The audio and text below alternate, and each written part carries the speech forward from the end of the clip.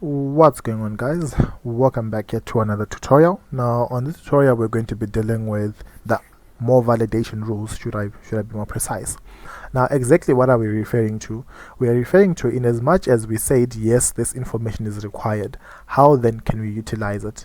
So when you require, or when you're validating information, you're just making sure that the information is going to be there, but you can now specify it a little bit more to the T as to how you want your information. The first validation rule that we did was specifying the keyword required.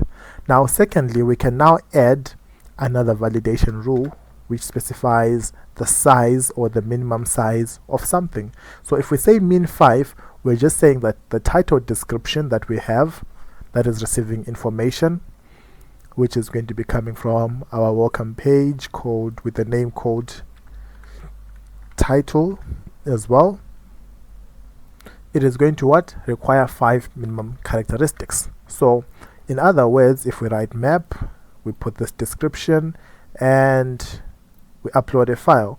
Remember, this is 3 characters and we said minimum 5.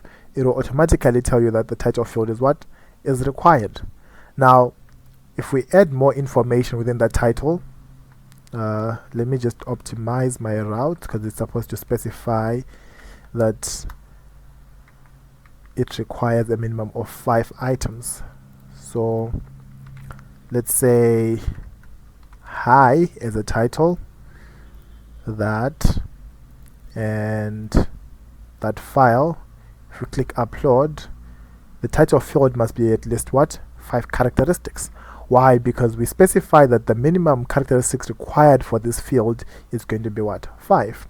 Now we can even add other validation rules, like we can say that this is supposed to be an email.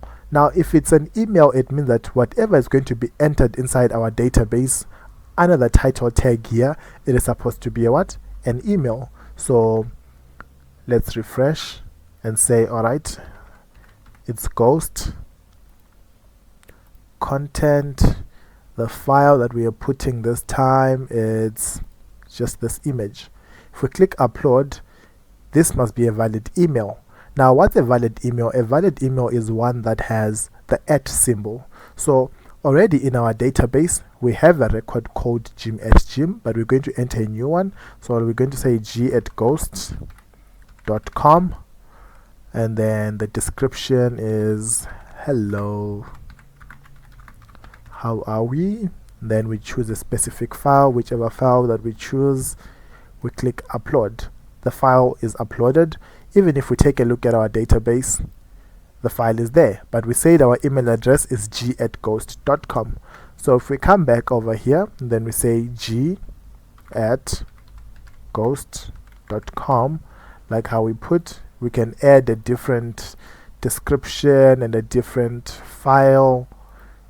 When you click upload, it refreshed, but did we make a mistake? Oh yes, it did. We didn't make a mistake. It's fine.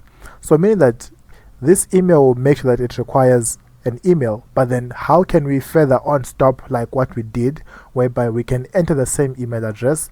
We can come back and say, alright, so this one is going to be also unique, but on the name of the table, which is called products. So we copy that. We are making that specific record to become unique. If we come back, refresh, g@ghost.com, this is going to be our description. This is going to be our file. If we click upload, this title has already been taken. Why? Because it is recognizing that this statement or this email address is already in our database. Even if we refresh, there is nothing to be shown. Now we can add multiple restraints that are required inside validation rules, but the whole idea behind it is we are just trying to make sure that information is going to be required, or information is within the right sense. Now you don't only validate one specific record, you can validate all 3 or all 10 or all 15 input tags that you have within the within your statements. So for example, for description, obviously a description is long. You can now specify that, alright, so within my description I want it to have a max of, let's say, 20 characters. And I believe we all know how much 20 characters is. So if we come back, refresh, let me just open lorem ipsum generator to copy just a line of code. Alright, just this tiny line of code as our description. Our title is Laravel. Hi, mind you, our title is just required. There is no any validation to it. If we click upload, it will tell you the D field must not be greater than what? 20 characters. So in other words, this is how you can actually validate and add multiple restraints onto your Laravel. Now, this only doesn't just apply to this. We can even add the image tag so that it can have a specific what? A specific size. So we can then now further say, alright, so this file which is coming from F and is required. Now F is going to require the different types of files which are called what we call MIMEs, and these MIMEs are going to be the different types of, let's say, JPG, PNG, SVG. Yeah. Oh yeah, then we also have a JPEG as a file format, meaning that when we are uploading this, we are just making sure that this F is going to require these only file types. Anything outside these file types will not be uploaded. If we refresh, title is class. This is just, we still have that statement from lorem ipsum. So this time, let's just reduce it. It's simply file. This time, we are uploading a Word document. If we upload, it will give us what? This doesn't exist. Validation for F, which is an image.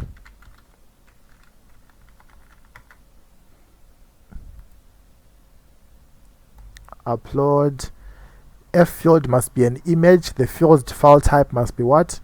JPG, PNG, SVG, and JPEG. But if we are to put actual file format within those, which is, let's give a title. Let's say our title is QWERTY. Our description is that. Our file type is this, which is a PNG. If we click upload, our file is uploaded. If we check our database, there is our new file that was what? Uploaded. So pretty much you can even further on keep on adding as to, alright, so you want it to be this, and you can even give it a maximum size that, alright, so I want the maximum size to be maybe, let's say, 2 megabytes, which is 2048 bytes.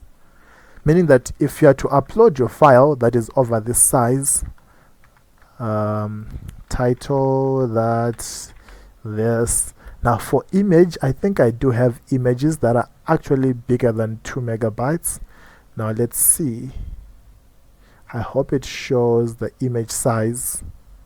Yeah, this is just a little bit too close. It might actually upload. This will not upload.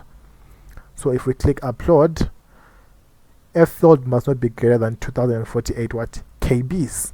Because why? Our image was greater than that. So we can maximize the size, we can reduce the size, we can manipulate all of these file types so that they show errors that we require for specific what? A specific field. Now, I don't really need any of these required statements, but now, how about we show how to add a custom message inside your Laravel? Now remember that custom message this time it's a message that is going to be important for when someone is showing what type of error has been received. So for you to do that is we are just going to put a little bit space between our arrays of information. And then you create again another array. Now obviously you're going to say, number one, what error is it? On title, which is required. Alright, on title, which is required.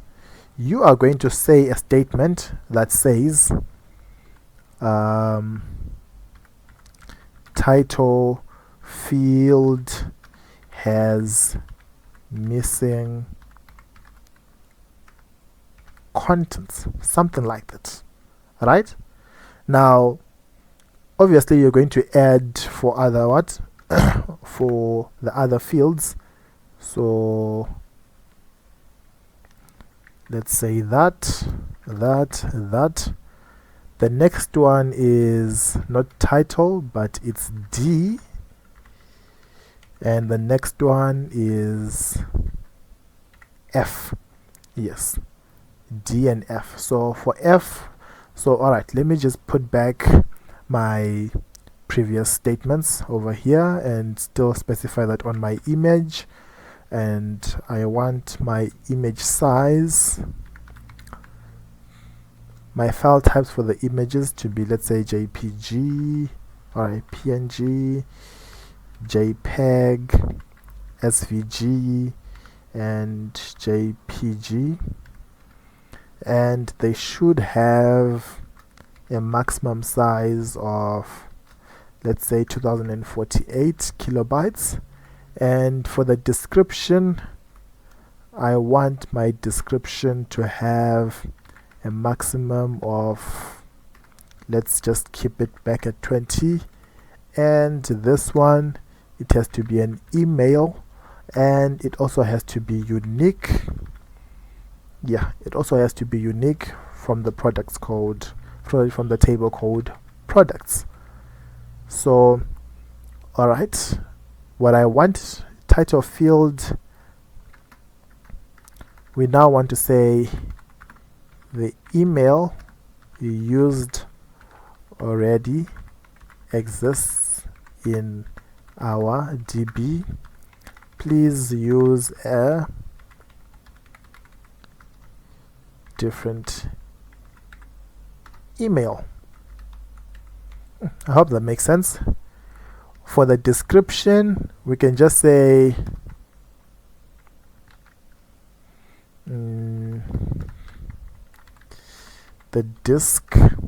the description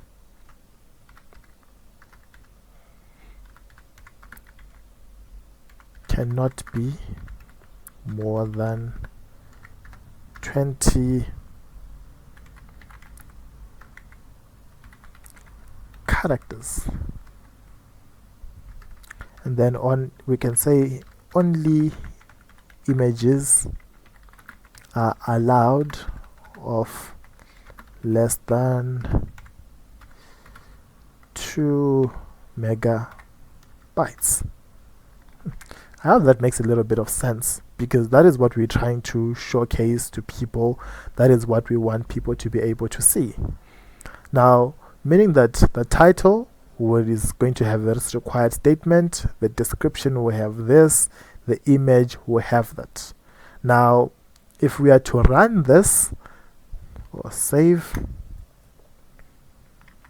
come back, refresh. Remember, all of these are required. So if we upload, oh, there's a part where we made a mistake. Now, where is that? Let's see. Unexpected talking, expecting the end of line. Where did we make a mistake?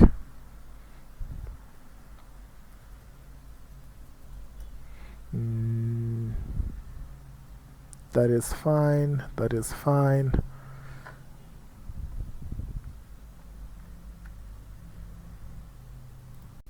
All right. That is fine. That is fine. That is fine.